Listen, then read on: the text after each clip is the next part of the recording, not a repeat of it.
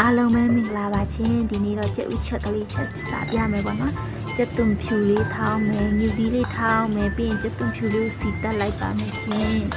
ကြက်သွန်ဖြူလေးစီတက်ပြီးသွားရင်ကြက်ဥဘေးမှာကြက်ဥလေးပြုတ်ထားမယ်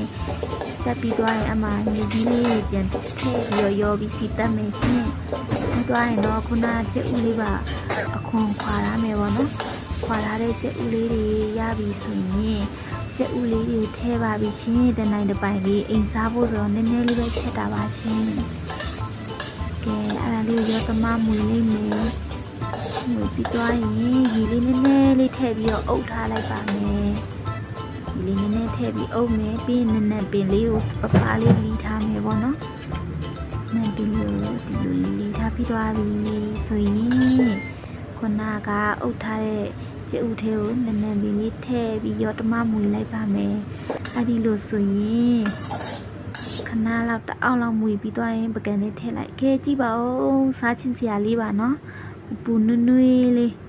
ကဲဒီကျဥချက်လေးချက်ပြီးသွားရင်ကျဥချက်နဲ့စားဖို့မုံညင်းလေးပါကြော်လိုက်ပါမယ်ကဲမုံညင်းလေးကြော်တာမချက်ပါဘူးရှင်ကျတင်ထည့်နေပြီး၆ထည့်ဒီလေးနဲ့